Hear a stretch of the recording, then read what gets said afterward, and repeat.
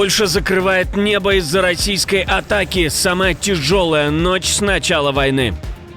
Срочная переброска техники НАТО. Американские танки подошли к российской границе. 5000 военных готовы к выполнению приказа. Политическая карьера через военное преступление. Как фронт переносится в регионы. Решающий день. Открытое противостояние Москвы и Брюсселя на чужой территории. Путин готов на все, только бы не упустить победу. Маск разгромлен. Кто опутал сетью всю землю и кто теперь следит за всеми не только из телефонов, но и из космоса. Об этих и других самых главных событиях вечера воскресенья 28 сентября. Самые важные и срочные новости, эксклюзивные подробности. Вы смотрите информационный выпуск «Нехта». Оперативно о событиях в России, Беларуси, Украине и мире. Раньше и понятнее других. Все, что нужно знать сегодня. Эта ночь стала одной из самых тяжелых с начала войны. Россия обрушила на Украину сотни дронов и ракеты «Кинжал» и «Калибр». В небе рой беспилотников, на земле пожары, разрушения и потери. Киев атаковали массированно, дроны и ракеты вызвали масштабное возгорание, обломки падали прямо на жилые многоэтажки. Есть пострадавшие, 4 погибших, по крайней мере, к моменту записи этого видео. Среди них 12-летняя девочка. Ми бачимо повністю вибиті вікна в домівках, також зруйнована кілька. Роботи зараз ідуть, розгорнуті штаби, надається допомога всім постраждалим. В Белой Церкви зафиксированы попадания, горели частные дома и хозяйственные постройки. Киевская область под шквалом беспилотников, тоже пожары в домах и нежилых зданиях, ранены мирные жители. Спальний тихий район, але от саме і третій поверх, обично шахеди десь на 9-х, на високих поверхах літають, і це просто шок. Якщо чесно, ми ще не можемо прийти в себе. В Запорожье удар пришелся по критической инфраструктуре. Пострадало учебное заведение, в жилой многоэтажке вспыхнули квартиры. Голова грузина, руки. Осколками, стеклом было. Тут пожар, дым. Я еле выскочила. Я чуть не задохнулась там. Ой, как я выскочила, я не знаю. Взрывы слышали и в других регионах: Днепропетровской, Одесской, Николаевской, Черкасской и Хмельницкой областях. Масштаб атаки беспрецедентен. В украинском небе еще долго кружили десятки дронов. Угроза не снималась 12 часов. Из-за этих ударов Польша закрыла небо на юго-востоке страны у границы с Украиной. В ночь на 28 сентября в районе Люблина и Жешува перестали пускать рейсы. В воздух подняли истребители. Решение Варшавы не просто предосторожность. Речь идет о защите коридора, через который идет ключевая военная и гуманитарная помощь Киеву. Эстония увидела вблизи то, что Кремль точно не хотел бы. Колонну американских «Абрамс». Танки в центре Тарту. Эстонские силы перебрасываются ближе к границам с Россией. И не только они. Прямо в середине дня жители эстонского города наблюдали, как по железнодорожному мосту на улице Рия прошла колонна бронетехники. Необычное зрелище снял и выложил в сеть врач Маргус Пунап. На кадрах видно танки «Абрамс», которые тянулись по рельсам сквозь городской трафик.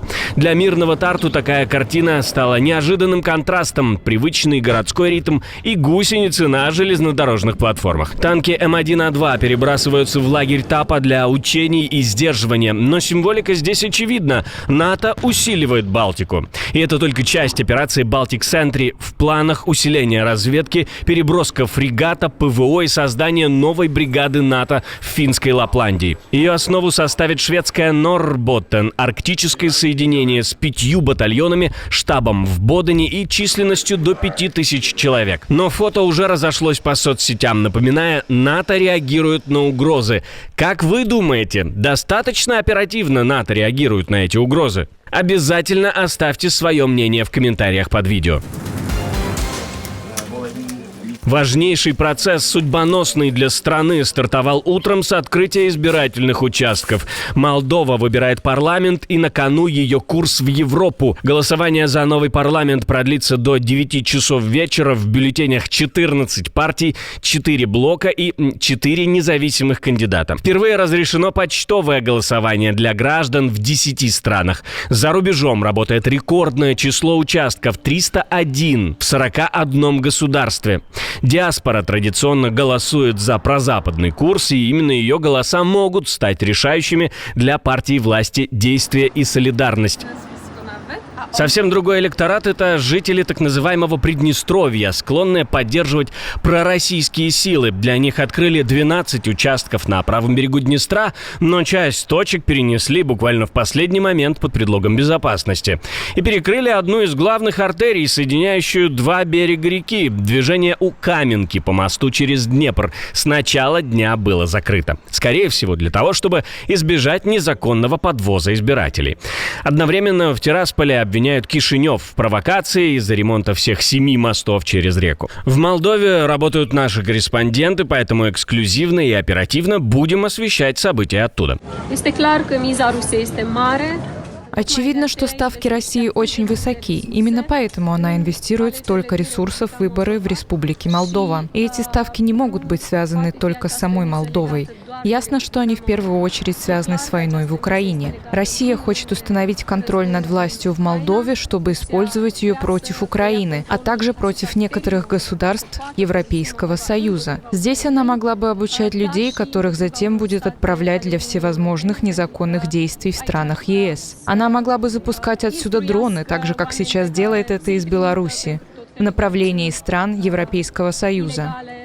Контекст выборов, отравленный внешними факторами. Bloomberg сообщил о российском плане по вмешательству в голосование, BBC о дезинформационных кампаниях, оплаченных Кремлем, а Reuters писали о православных священниках, которых возили в Москву и щедро уговаривали вести пропаганду среди прихожан. Президент Майя Санду прямо предупреждает: Москва делает все, чтобы вернуть влияние и сорвать евроинтеграцию страны. Поэтому воскресное голосование не просто о парламенте, а о выборе. Куда двинется Молдова, в Европу или назад под руку Кремля? В министерство через убийство в регионе, который занимает почетное 2-е место в России по количеству смертей на войне, участника этой самой войны назначают помощником министра. Правда, уже 7-м по счету. Теперь он отвечает за работу с участниками той же самой войны, их семьями и с общественными организациями. Баксиков, удостоенный высшей государственной награды за проявленное мужество и героизм, теперь направит свои силы, опыт и лидерские качества на решение социальных задач и поддержку граждан нашей республики.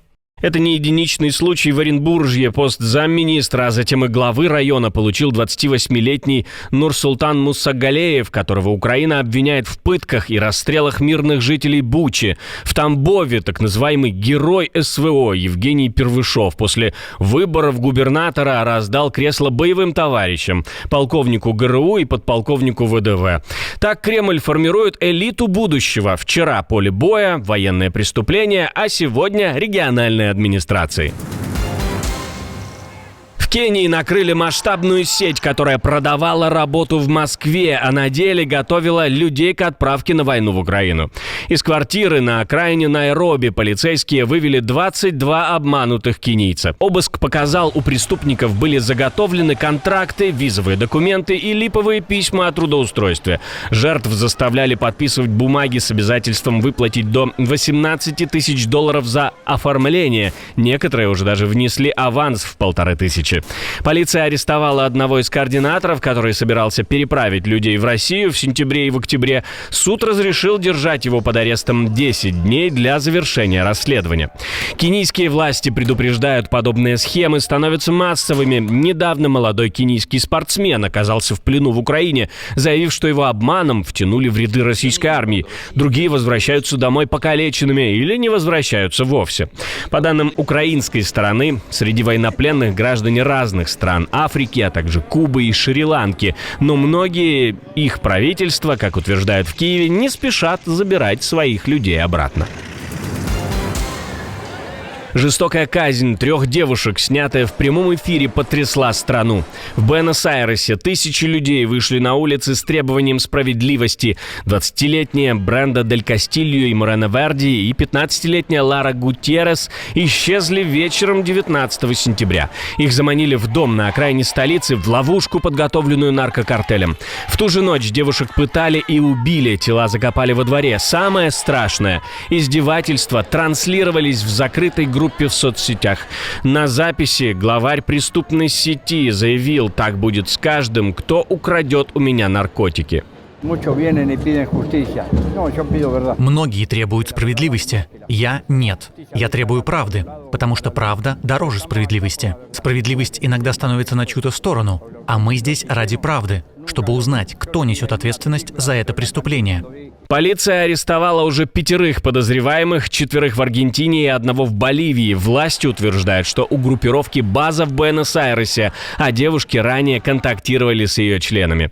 Марш в центре города организовало движение «Ни uno menos», «Ни одной меньше». Тысячи вышли на День глобальных действий за права женщин, но лозунги были жесткими и личными. Справедливость для Бренды, Морены и Лары. Китай продолжает штамповать собственный Starlink и делает это ударными темпами. Пока Европа и США спорят о космической гонке, Пекин методично запускает спутники один за другим. С космодрома Тайюань, провинция Шаньси, ракета Long March 6 вывела на орбиту очередную группу аппаратов для проекта Quanfan — национальной интернет-констелляции. Все спутники успешно вышли на заданные позиции. Это уже 11-я партия, и запуск стал 597-й миссией Чанчжэнь. Quanfan 1000 парусов, также известен как G60 Starlink, создается как китайский ответ SpaceX. В первой фазе 648 спутников, далее до 15 тысяч. Цель — глобальная сеть низкоорбитальных аппаратов для передачи данных с низкой задержкой и полной независимостью от Запада. По планам, уже к концу 2025 года сеть должна охватить земной шар.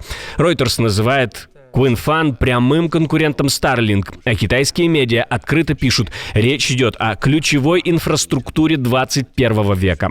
Пекин выстраивает собственный космический щит связи, и он уже выходит на орбиту.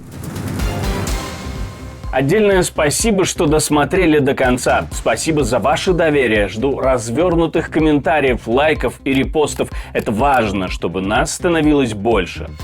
На этом пока все. До новых встреч и хороших вам новостей.